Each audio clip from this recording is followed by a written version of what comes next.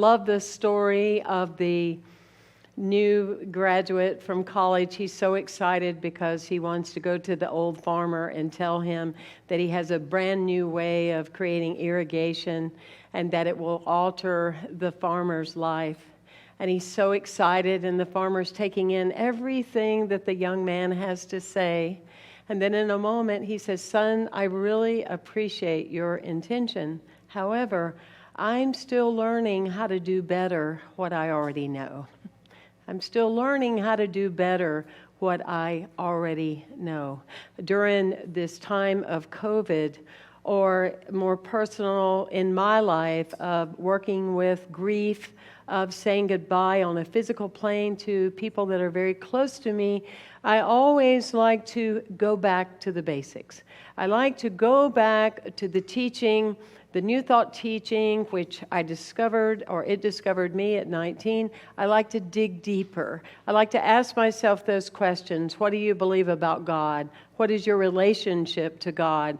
What are those experiences in your life? And you don't get smaller, you get bigger.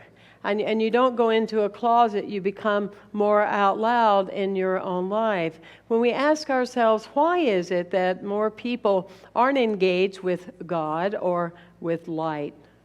We might say, well, because maybe they haven't met any practicing New Thoughters, right?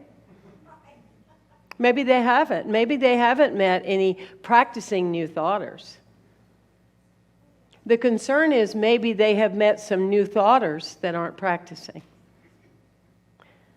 So we go deeper into looking at our basic principles of New Thought, of what do we believe about God.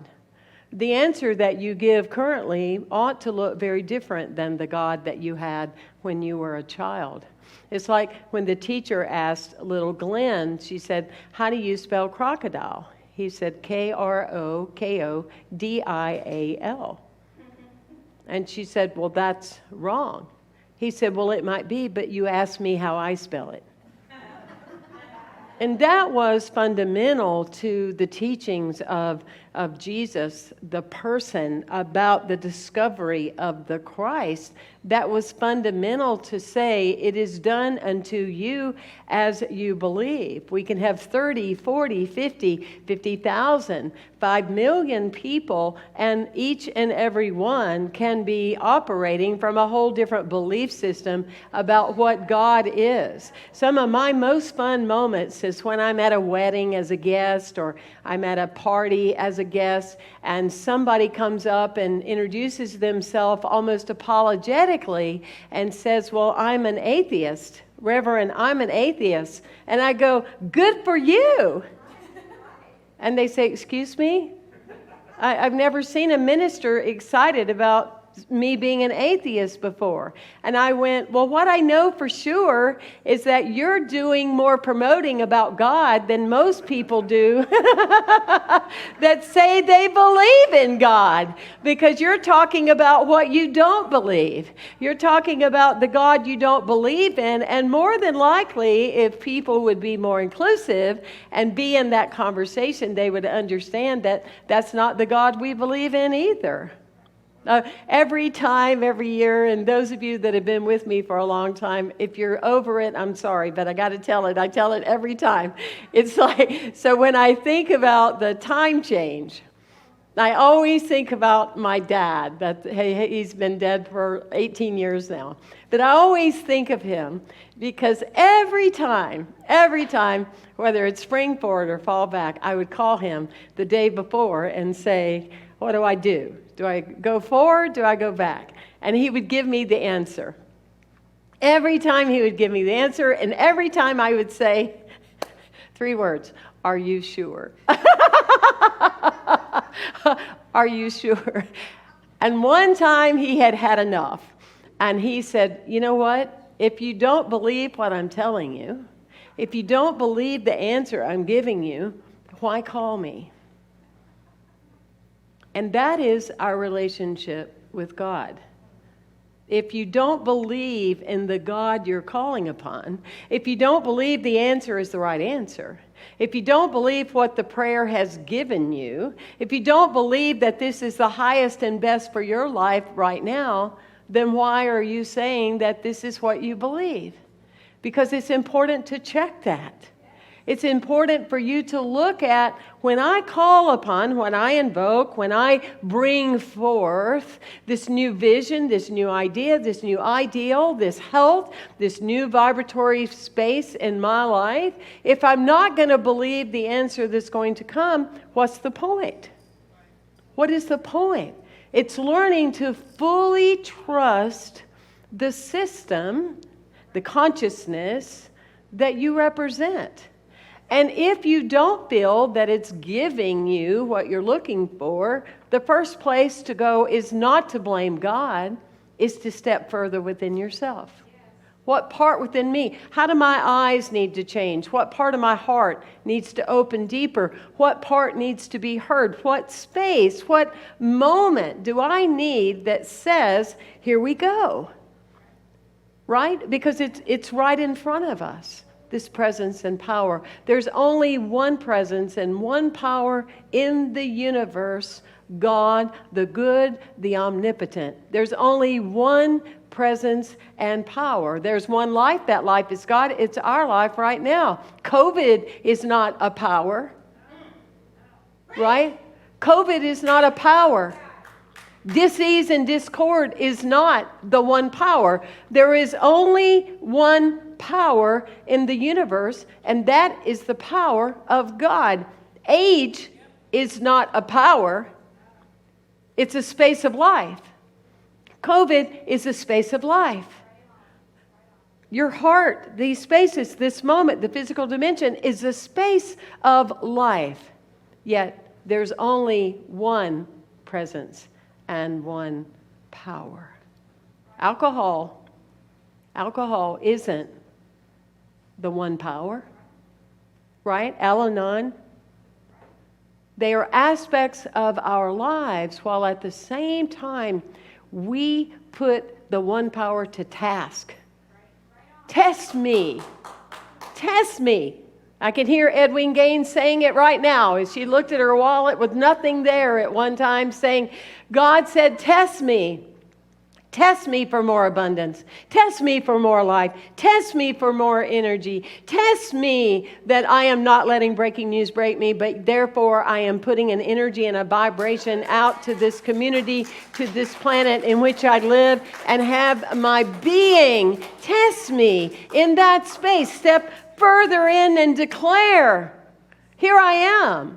You know, I'm looking forward to being able to go back to the theater again. And in that space, I love, the ushers. They're so helpful. They have their flashlight. They have their jacket. You can identify with them. And one time, this one theater usher, he was in training.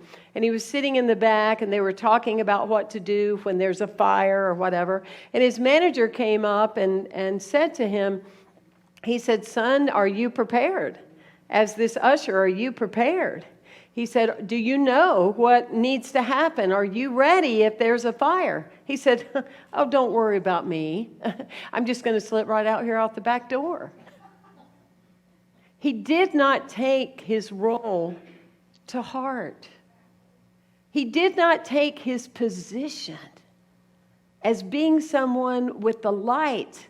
He did not take it deep within himself and realize the responsibility that comes with it to take a stand. Are you? Are you taking your position as you're running around town or on social media or promoting you in some way or Twitter or whatever it is or handwriting letters? Are you stating who you are? Are you taking your responsibility of someone that says, I'm a practicing new thoughter, and I believe there's only one presence and one power? What are the conversations? And when we see you out in the world, what do we see? Do we see glorified hope? Do we see energy? Do we see joy? Do we see possibilities? Do we see miracles? Or are we back into just mediocrity. There's not a space for the one presence and one power and the energetic field of God and you being the same and made in the same image and likeness. There's no space for you to be mediocre. There is no special occasion that you get to be mediocre or just ordinary or just wanting to fit in. The greatest reality that you can have is hoping that in your entire life you will never fit in. Because if you have, you are in somebody else's box, not your own consciousness. If you have fit in on some way, you've made some adjustment to fact versus spiritual truth. If you have fit in, somehow you have negotiated a lesser package than what you are due and what you are destined. Does this flow with you? Because I'm just kind of going with it. It's the one presence, and therefore I am that. Here it comes. Here you come, God. Show me what you got. Here you come, God. Show me who you are. Here you come, God. Wow. Show me something. Show me something you're excited about. Wow. What the possibilities are. And the way we align with this reality according to our principles is we watch how we use our thoughts, how we use our feelings, how we use our emotions. We watch. We don't just spend an hour on listening and talk about thinking and change your thinking, change your life. Whoop-de-doo, change your thinking, change your life. It's change your thinking. You have to change your life. This is not instant. Change your thinking. You have to change your life. You have to look with your feeling embodiment and say, this no longer fits in my story. You don't just come in for an hour and go, yeah, kumbaya. Kumbaya. Change your thinking, change your life. I change my thoughts. Thoughts are prayers. We're always praying. And then that's all you do. No, there's work to be done in you. There's changes to be done in you. There's the space of, it's not just being impressive and giving a great talk or creating a poster or, doing that. It's about in the day-to-day and the other 24 hours, what's coming out of your mouth? What are you thinking? What are you saying? What are you declaring around you? What are you modeling? You don't forget it when you get in the car after you've been to community. You go, wow, I'm not just talking to you. Remember, I said I do this for me. I'm talking to myself. I am declaring that in my life, starting today, March the 14th, 2021, that my God has just exceedingly become larger. My God has just grown a whole other level in my consciousness, and I want to do what I can to grow into that. To measure, to provoke, to invoke, to call forth, to pray into the experience of what is needed, because it's coming. We've yet to see the miracles that we are due on this planet. Do you agree with that? We're yet to see the miracles. When the only miracles we can think of go back over 2,000 years, we have some work to do. Because I really live by the modeling of Jesus, and what I remember that he said is, great things have I done. I appreciate the attention, but greater things are you also going to do. And somehow they didn't hear that part. Greater things are ye also to do. You could hold the vibration that when you go into the grocery store, wearing your mask, of course, that when you go into the grocery store with your mask on, with the vibration of knowing who you are and the light that you are carrying, you could hold the consciousness that everybody in that grocery store would become absolutely abundant in his or her life. You could hold the space that every person, all conflict, all discord, by the very nature of your presence in the grocery store, every person there with discord could be immediately eliminated. You could hold the space and even grow into the fact that you don't have to go in the grocery store, But you could hold in your heart all the local grocery stores and bless them and know that there is no more discord. There is no more lack of peace. There is no more breaking news breaking you. There is no more addiction. There is this space within us that is called for so much more beyond the mediocrity of life, beyond that space of the ordinary. Who wants to say, I gave my whole life to be ordinary? Status quo. Know who you are. Know your name. Know your holy name. Invoke into your life with a level of prayer and consciousness and walking meditation that the very nature when people see you, they are rejuvenated. They feel like they're having a resurrection. They feel like they're lifted up. They may never give you the credit. You may never hear about it, but you can hold that space that the change is right here and it's right now. I love that cute little nerdy story about the man that's at the service station. He looks across the street and there's one guy digging about a 3-foot hole. And then there's another guy going behind him and filling in the hole. And he looks back and he goes, there's the guy digging the hole. There's the guy then filling the hole in. And he went, I just can't stand it. I got to know what the heck is going on. I mean, what are they doing? And he goes over there and he says, I don't understand what you're doing. He said, well, we work for the government. He said, well, aren't you wasting their money? He said, you're digging a hole and then you're filling it in. He said, well, what happened is there's usually 3 of us. And Jesse's not here today. Normally I dig the hole. Jesse puts the plant in the hole. Then the other guy comes along and fills it in. He said, but if Jesse's not here, he said, why should we lose our jobs? Because we're here today. So the moral of the story is when you dig things up and you really reflect upon who God is in your life, what do you believe? Do you believe that when you pray it is done instantaneously? Do you believe that you are using a power that is the greatest power and the only power in the world? Do you really believe that? When you dig yourself into that hole, you have to plant an expectation that's going to return to you 100-fold. The cause and effect that's going to come from that. You have to believe in that space.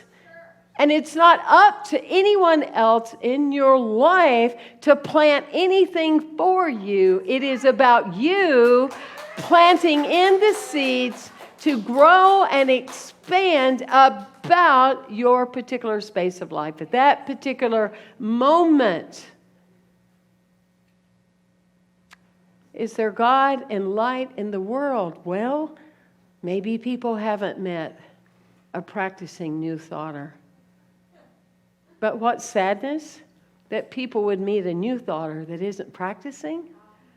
And in this time of 2021, in the land of abundance and plentifulness, and a person doesn't have self-esteem, when you're born out of the image and likeness of God, it's unacceptable. It's unacceptable.